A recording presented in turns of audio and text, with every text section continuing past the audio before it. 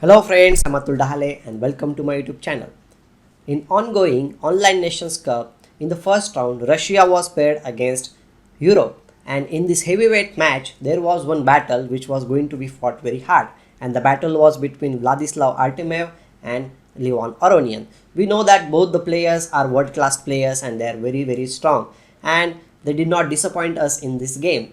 Vladislav played d4 and the opening was Bogo Indian, but it converted into some kind of Merok setup, and as we know that in Merok setup white gets some space advantage, and that's what happened in the game. White got space advantage and he kept on pressurizing his opponent, and Levon in seemingly equal position tried to create some counterplay on the king side, and in that creating counterplay he missed his opponent's deadly exchange sacrifice. Yes, Vladislav played one exchange sacrifice, and we will see what happened after that sacrifice, how he converted his good position into an win. So stay tuned till the end to find out what happened in the game, how Vladislav tricked his opponent into a win. And the game was going to happen like this. It started with d4, Vladislav was white, Leon Aronian was black, and then he played knight to the f6, c4, e6, knight to the c3, and here Aronian played bishop to the b4. The game might go to the Nimzo-Indian setups with let's suppose e3 or something like bishop queen to the c2, but Vladislav chose a different approach in this position. He chose bishop to the d2, not allowing black to capture on c3 and double his pawns on the c file. Because if you play, let's suppose e3, then black has the option of playing bishop into c3, b into c3, and these are like typical Nimzo-Indian setups which white need to play, usually going for the bishop to the d3, knight f3, knight d2, and then f3, e4. This kind of setup can happen, but okay, he was not going to allow all these things. He played bishop to the d2 in the position, and if at any point black captures on c3, he is going to capture the knight with the bishop with the bishop, so there will not be any double pawns. So black just calmly castled in this position, and Vladislav played knight to the f3, and here Aronian played c5, and to ask this question to the bishop where it will go, white played a3, and obviously he played bishop into c3, then bishop into c3, and after this black played a move which centralizes the knight, that is knight to the e4. Now the knight is attacking the bishop on c3, so white calmly played rook to the c1, protecting the bishop on c3. Well, until this position everything is normal, but you can see that white has not yet developed his king side and he needs to take care of his king. So black played b6, developing this bishop maybe on a6 or b7. That is his plan. So here, as we know that white needs to develop his king side, so he started with g3 with the idea of fianchetting this bishop to the g2 square. Now black also fianchetted his bishop to the b7. Now the bishop is aiming towards this diagonal. White also put bishop to the g2, and here black has several options. Well, black can play d6, then knight bd7, then queen e7, and then e5. These are the possibilities from black side, and which are usually played also, and even at some positions black can play f5. But Aronian decided to play in a simple manner. He thought like, okay, this bishop might be useful for white on c3, that's why he captured the bishop on c3. And after this, here white played rook into c3, and then he further liquidated the position with c into d4. Now here obviously knight into d4 is not a possibility, bishop into g2 will fall. So queen into d4 almost forced, and he developed his knight with the tempo, that is knight to the c6. Well, now queen has two main options to go, maybe to the f4, which is already played in one of the game, but Vladislav decided to just go back to the d2 square and be safe, because at some point the d7 or the d file can be weak, and in that case rook can come to the d3 square and he can put some pressure on the d file, and similar thing happened in the game. We will see what exactly happened. So to go away from the d file, black played queen to the e7, and now the rooks are also connected. You can see these rooks are connected with each other. Okay, so white played castles, bringing his rook in the game. Now the rook can come to the d1 square, and there might be some pressure on the d file. So black obviously prepared for the d file. He played rook f d8, and here d5 is the move which black wants to play. So how will white stop that d5 breakthrough? Obviously white needs to play e4 to control the d5 square, and after this black played rook a c8, completing development of his all pieces. And now white also brought his rook in the center with rook to the d1. Now there are some possibilities of playing queen to the d6 maybe. So black just played d6 controlling the e5 square, as well as now the d6 pawn is there. It is little bit weak, but okay, we can always defend that pawn and it is a very solid structure. And after this, the c4 pawn can be a weakness. So white just supported the pawn with b3 because he wants to move his rook maybe on d3 at some point. So in that case, the c4 pawn should not be a weakness. That's why he plays b3. So after this, black played knight to the e5. Well, he is not afraid of exchanges on the e5 because even if white captures knight into e5, he will be very happy because after d into e5, he will be having one square on d4 for his rook. And let's suppose here white plays rook to the d3. After rook into d3, queen into d3, his position is quite good. He doesn't have any weaknesses, and you can say even say like this bishop on g2 will be little bit sad because the pawn on e4 is there and there is no room for him to play e5 and open up the bishop. So black is completely fine in this position, and I think like in this position white was not willing to capture the knight on e5. That's why he placed his knight in the center with knight to the d4, and his idea can be at some point to play f4 and dislodge this knight on e5 to some other place. So here this knight can go to the b5 square and put more pressure on d6. That's why to control the knight's activity, Aronian played a6. Well, here Vladislav played rook to the e3. This position is seemingly very equal. Nothing is really happening, but Vladislav starts putting or making progress in his position slowly and gradually. And black also does the same thing. Black is also a very strong player. Levon is a very strong player. So queen to the c7, and now he plays h3, preparing f4 in future because he wants to play f4, but in the previous position if he plays f4, then knight g4 will come and the knight will be sitting on a very good square. So he doesn't want that knight to come to the g4 square. So first of all he controls the g4 square, and now f4 is a threat. So here Aronian played h6, and okay, before he plays f4 he prepares for it. He plays queen to the b2, and here queen c5 is played. Now black's idea is to play b5 and try to create some activity on the queen side. So white understands this thing that black is trying to get activity on the queen side, because if b5 comes, then after c into b5, a into b5, the c file will also be opened up, and black is having better control on the c file. So to control that file, he plays, control that b5 square, he plays a4. Now the b5 possibility is not there because if b5 is played, then after a into b5, white has knight into b5. Okay, and still the d6 pawn is a little bit weak. So obviously black cannot play that move. He plays king to the f8, trying to consolidate in the center of the board, and he is moving towards the d6 pawn also, because once the king will come to the e7 square, the pawn on d6 will be very solidly protected.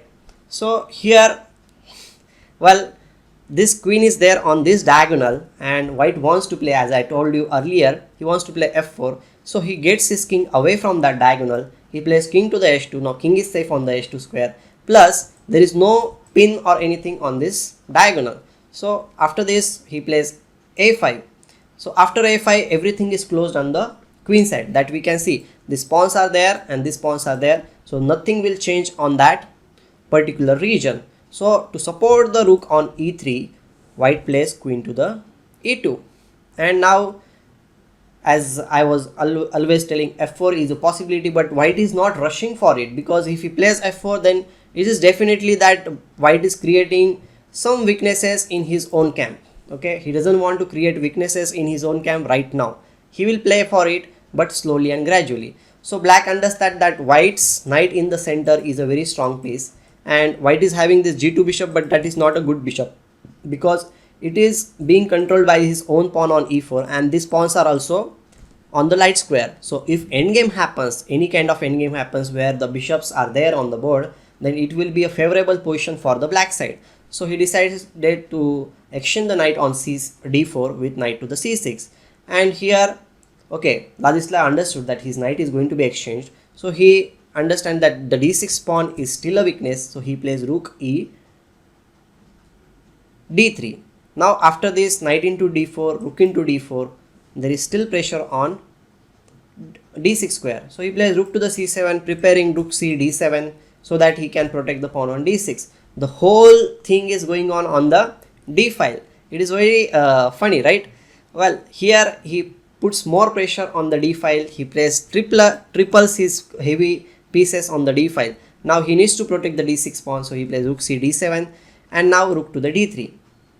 Well, rook to the d3 is played because he wants to protect the pawn on b3 also at some position, and he doesn't want to come under pressure if e5 is being played. So here black plays king to the e6, finally protecting the d6 pawn with his king, and now the black's position is quite solid.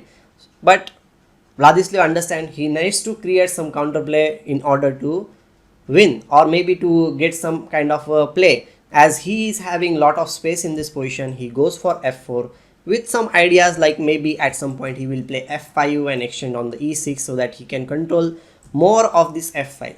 Okay, that is in his mind. So here Aronian plays bishop to the c6, just calmly waiting in the position, not doing much in this position. He is keeping the pressure like patience.